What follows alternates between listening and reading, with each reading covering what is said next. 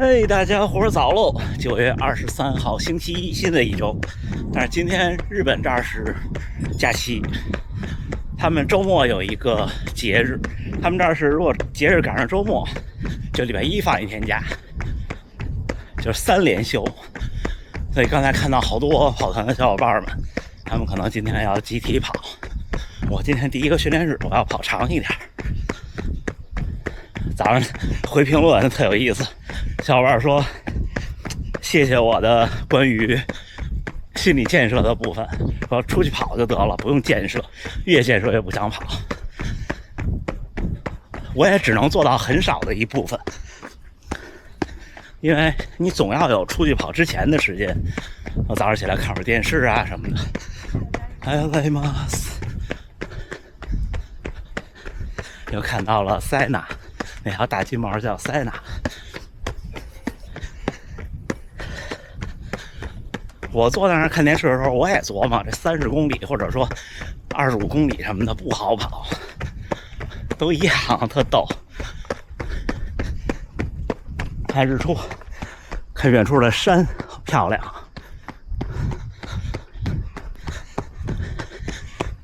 今天突然就凉快下来了，昨天下了一天的雨。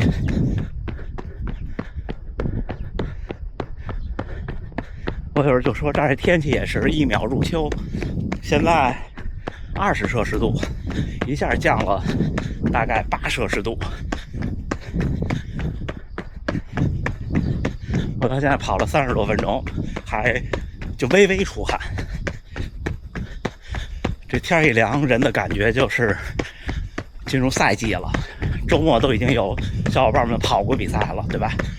大家在评论区说成绩我都看到了，恭喜恭喜，都恭喜！无论是创造了好成绩，还是开心完赛，还是首马顺利，都恭喜。今天就跟大家聊聊马拉松了，因为再有1个多月，我也该有比赛了。咱们一会儿聊啊。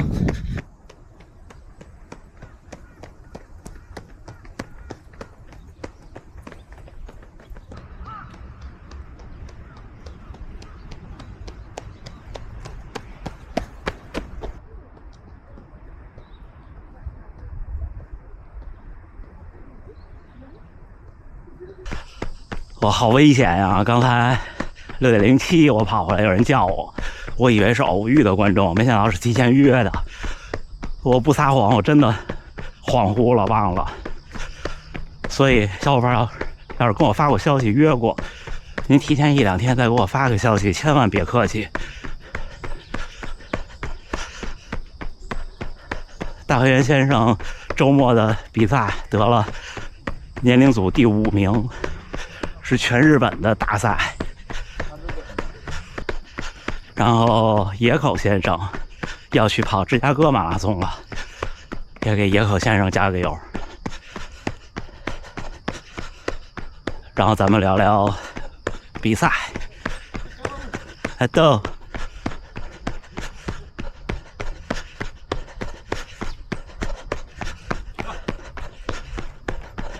这天一凉下来，不自觉的就觉得，要进入赛季了，要进入赛季了。好多小伙伴这次都说是首马，我给这Inza 360 Go 3S 加了个防风海绵，不知道效果怎么样啊？正好这2天起风了。就如果您是半程马拉松的比赛，不用准备什么，你要赛前那一周到周3或者到周2调整一下，开始减量就行了。减多少呢？减到差不多1半就足够了。然后半程马拉松，我的建议是在周5的时候，您做几组冲刺的训练，周6休息，周日比赛。饮食什么的都不用调整，因为不管您是不是首马，半马比赛调整都没什么用，也不是太有意义。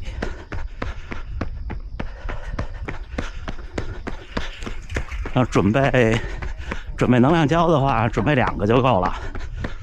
起跑前10分钟吃一个，然后您到9公里、10公里的时候吃一个。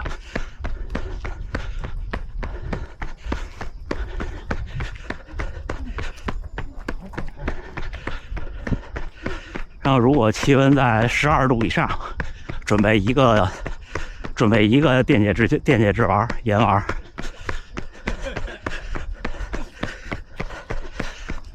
差不多8、9公里给它吃掉就行了。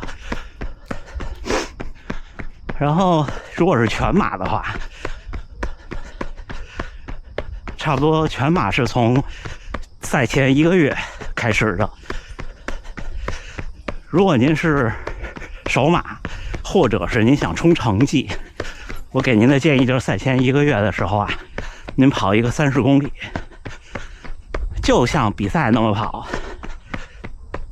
补给什么的都像比赛那么弄，尽量肯定不如比赛那么方便。然后呢，这30公里您怎么跑，您基本上就全力以赴，就是配速您别像比赛似的那么保守，您可以激进一点，因为就30公里嘛，对吧？然后这个30公里您跑了多快，就是什么配速，您的比赛就按照这个配速跑，基本上就没有问题。这1个月如果不受伤不生病的话，就算您这30公里跑完精疲力尽了也 OK， 也按这配速。一般到了比赛会稍微再好一些，而且最后就10公里了嘛，对吧？所以换一个角度说，就比方说您的比赛想破3，那这30公里您的目标是什么呢？这30公里您就按照4分15去跑。如果你想破240，就按照3分45去跑。如果成功了，就算完了特累，也是有机会的，就这么回事儿。然后之后，所以这1个月怎么弄？这1个月就开始调整了，可能前2周还是一样的训练节奏，但是呢，强度课要略微的有保留，尽量别受伤。然后到还有2周的时候，就开始往下减，减到什么程度呢？就是最后这2周的训练量，整体来看是你平常的60%就足够了。最后那1周的训练量是你平时的40%就可以了。还有一个小窍门是心理上的，就是为什么要提前1个月跑那30公里？第一是测试，第二是奠定信心。但是呢，你会发现1个月时间太长了，还没到比赛呢，信心已经没了。您可以试试我这个办法，您提前3周的时候，或者提前3周吧，不能再短了。提前3周的时候，您再跑一个30或者32公里，但是呢，跟上一次不一样，这30和32就轻松跑，就不冲成绩那种。这干嘛使呢？这就是奠定信心用的。如果进入比赛的最后2周就不要跑了，最后2周不要跑长距离，就不要跑超过21公里的长距离了。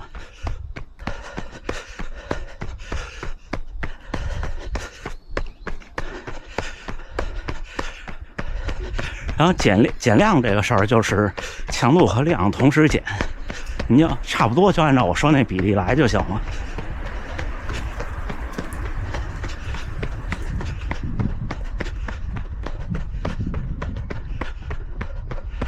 就比方说你平常像我21，然后可能还是21，然后17，那我可能就变成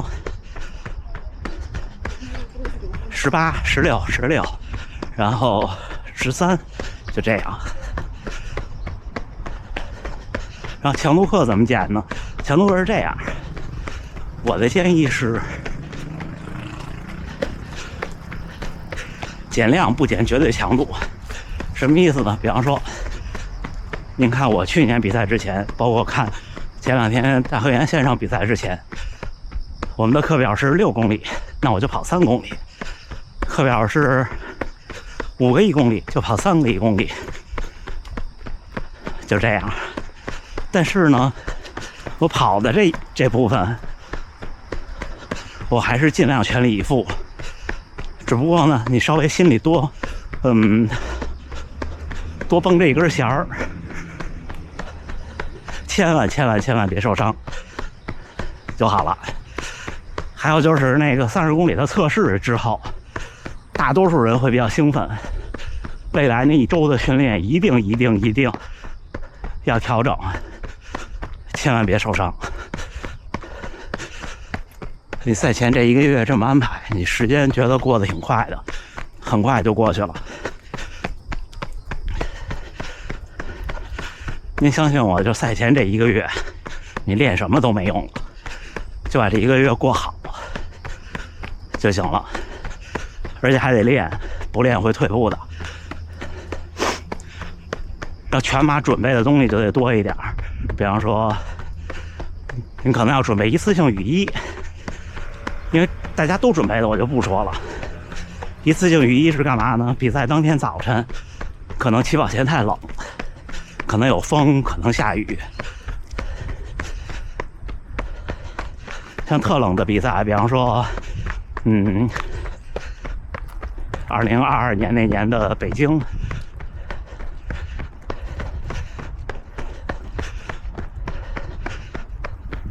还有这次大阪，我都不光是一次性雨衣，我还贴暖宝宝，赛前再裂掉。就是你起跑的时候，肌肉不能太冷，冻僵了就不好。如果您要是冲成绩的话，或者您要是首马，其实无所谓，就目标完赛其实无所谓。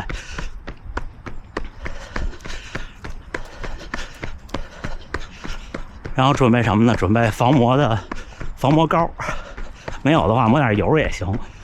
腋下呀，然后肩膀啊，就背心儿那个跟肩膀接触的地儿，然后看是不是磨裆啊这些。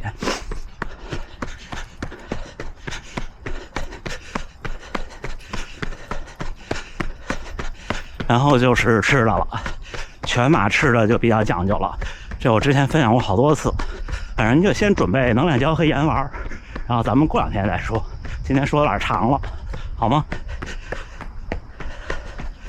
因为大部分人的比赛，你就说北马现在很有可能就是11月初，也就是1个多月了。然后我现在的安排是10月6号，在大阪南边有一个叫，我记不住了，我可以贴屏幕上，如果能找到，是在一个公园里。是有一次我晚上去参加城区公园的训练，那个组织他们可能一起的。10月6号早晨好像是8点半，在那儿有30公里的训练赛，有人带，那个时间对我来说正合适，因为我就不会考虑10月20号的东京半马，我考虑的是11月份的全马，所以10月6号我会去做这个30公里，我的30公里，因为是绕着公园跑，有专门的桌子，你可以自己带补给，就比较方便，然后有配速员。行吧，那就聊这么多，咱们训练后再见了。9月23号星期一清晨7点57了，今天晚了，今天跑了30公里，第一个训练日，平均配速是4分49，最快1公里3分54，平均心率142，因为中间冲了一冲，大概冲了有2公里，冲的是第24公里和25公里的样子，好像。就长距离不能一口气一个速度慢慢的那么前进，因为你肯定不可能每一个长距离都跑比赛配速，那样的话你就影响你的训练节奏，因为你身体恢复不过来。长距离是要比赛要慢，但是呢过程中要加点变化，无论是最后冲几组或者是最后冲个几公里，看身体状态。太凉快来了，现在的气温才21摄氏度，就天气预报说的气温，像大家看到屏幕上的那个温度和湿度是传感器测出来的，行吧，今天的长距离跑得很开心，然后见到了频道的观众，祝那位观众好，祝那位观众要跑离湖的半马，一切顺利吧，好吗？然后可能会有一大波比赛开始报名了吧，秋季的赛季，大家选好各自的比赛，我看还有好多跑成都马拉松的，都祝大家都好，好吗？那就这么着。最后还是祝大家能努力生活，健康平安。咱们明天再见。